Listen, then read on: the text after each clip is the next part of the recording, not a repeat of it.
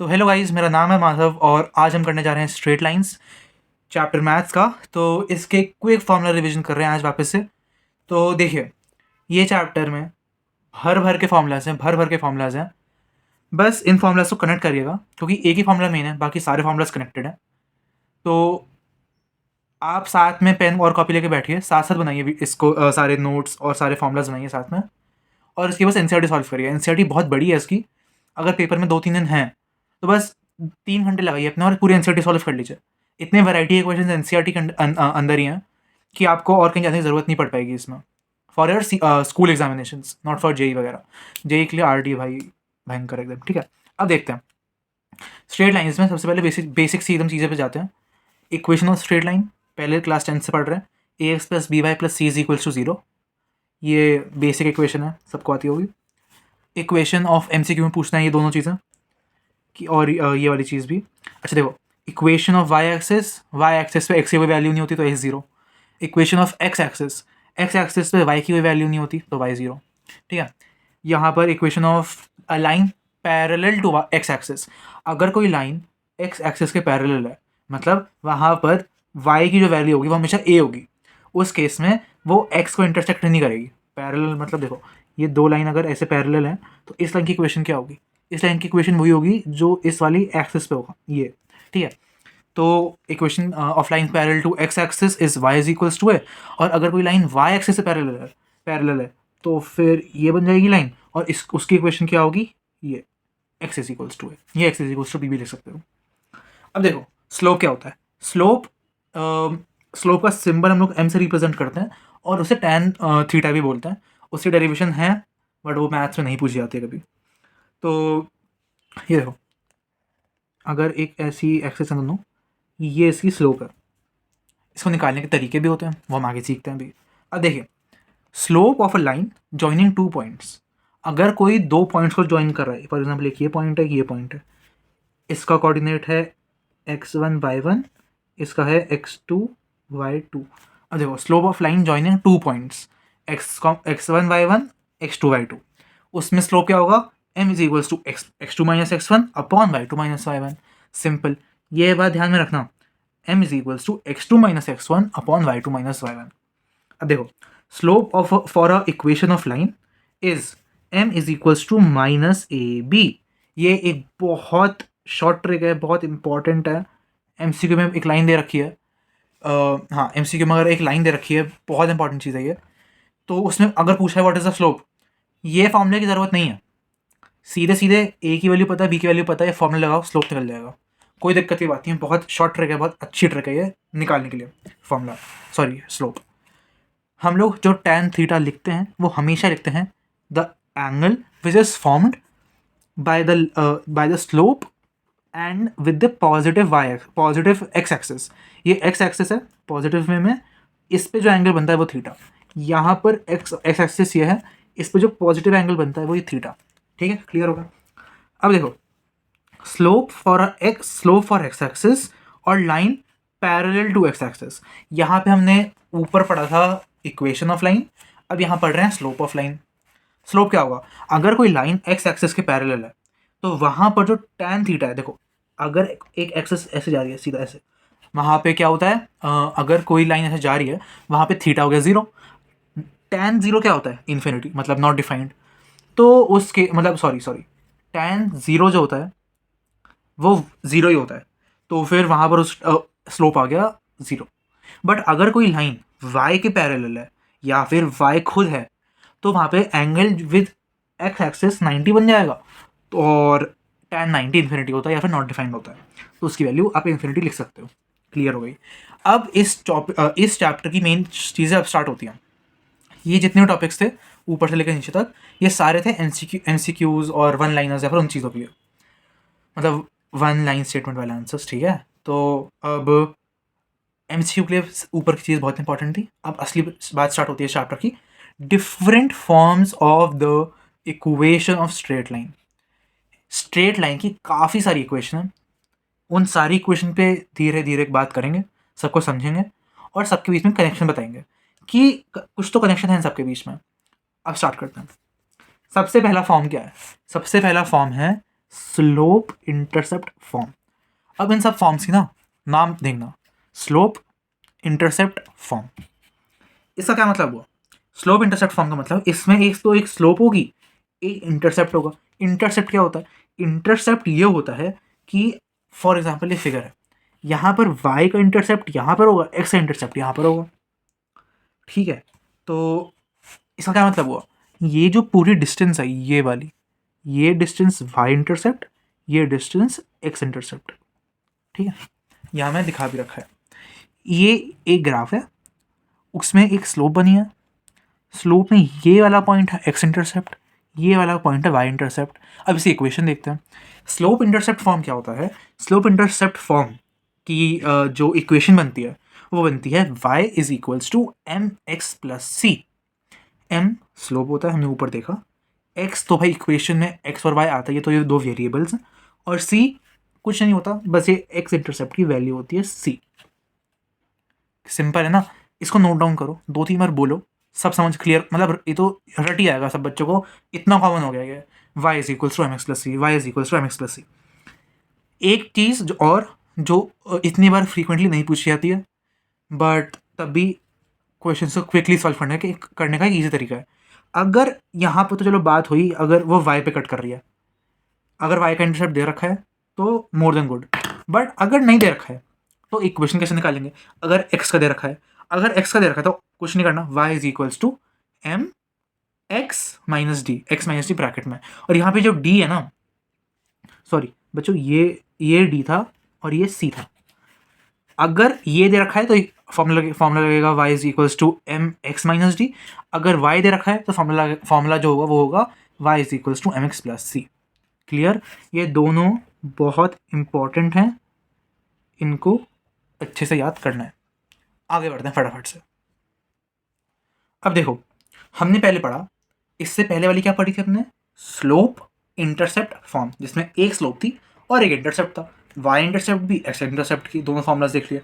अब अगली चीज आई पॉइंट स्लोप फॉर्म। इसका क्या मतलब हुआ?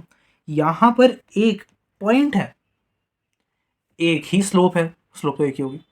ये सबसे इंपॉर्टेंट फॉर्मूला है, सबसे इंपॉर्टेंट फॉर्मूला है। क्यों बोल रहा हूँ ऐसा?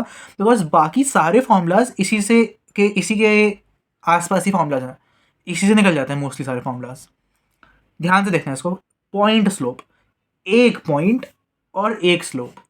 एक पॉइंट मतलब एक एक्स का कोऑर्डिनेट और एक वाई का कोऑर्डिनेट, एक एक्स का कोऑर्डिनेट और एक वाई का कोऑर्डिनेट, ठीक है। और स्लोप तो होती है हमारी m। इसे फॉर्मूला बनाना है, क्या फॉर्मूला बनेगा?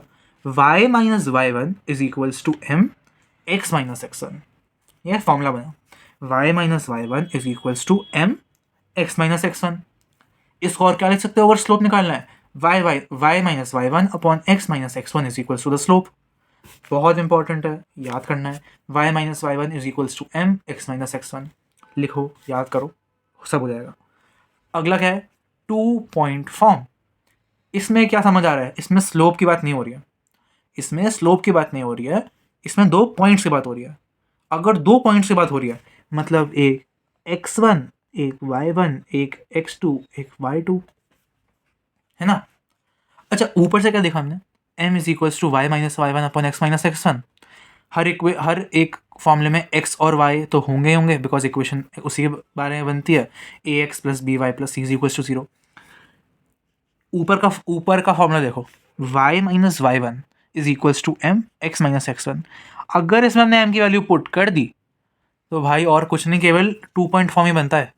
यहाँ देखो, y minus y one same to same, m की वैल्यू ये पुट कर दी, क्या पुट कर दी? y2 minus y one upon x2 minus x one, और x माइनस वन तो ब्रैकेट में ही। यहाँ पर बस एक डिफरेंस था, यहाँ पे y माइनस वाई वन था, यहाँ पर y2 माइनस वाई वन है, और कुछ डिफरेंस नहीं है। ऊपर से निकाल लिया हमने, सिंपल। ये तो ऐसी याद हो जाती है लोगों को, ठीक है। अब आती है इंटरसेप्ट फॉर्म। इंटरसेप्ट फॉर्म से क्या समझा? इसमें इंटरसेप्ट्स होंगे, इक्वेशन बनानी है तो 2 इंटरसेप्ट होंगे, एक ए का एक बी का। तो यहाँ पर x इंटरसेप्ट को a का नाम दिया है, यहाँ पर b का नाम दिया है y इंटरसेप्ट को। अगर आपको कन्फ्यूजन होती है और आपको एक ही चीज़ याद करनी है तो इसको आप d भी बोल सकते हो, इसको आप c भी बोल सकते हो।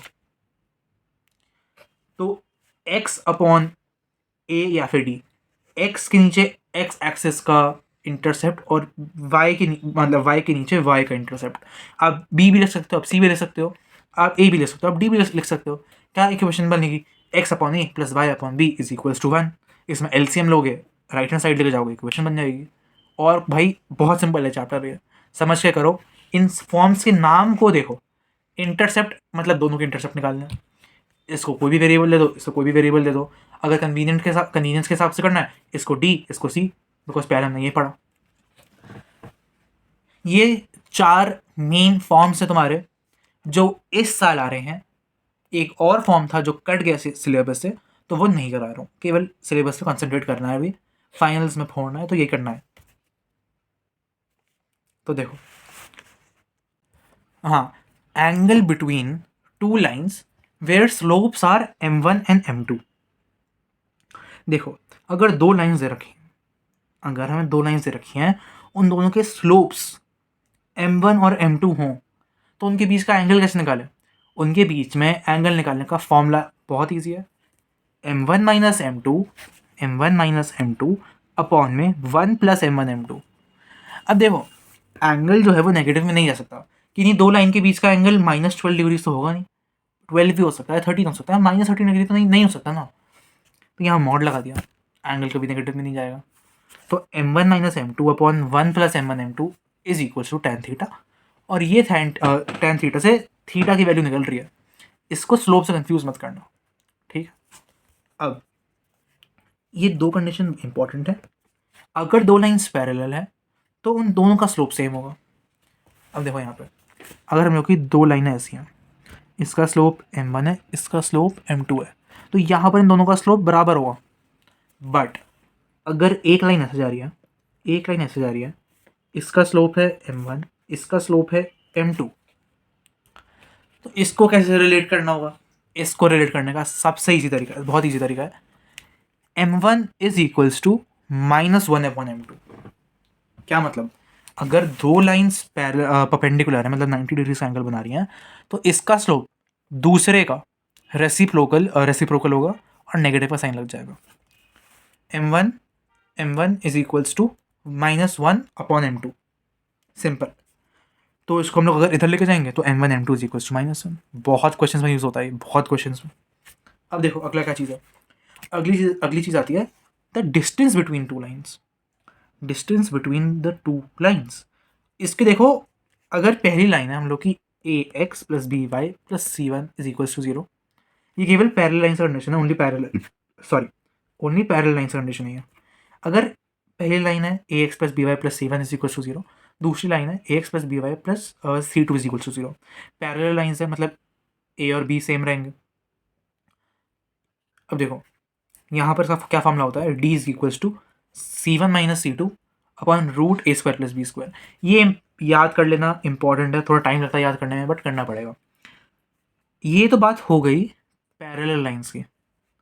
अगर हम लोग को डिस्टेंस निकालना है, फॉर एग्जांपल एक हम लोगों का ये ग्राफ है, इसमें ये लाइन जा रही है, हम लोगों को ये पॉइंट दे रखा है, हम लोगों को ये परपेंडिकुलर डिस्टेंस फाइंड करना है।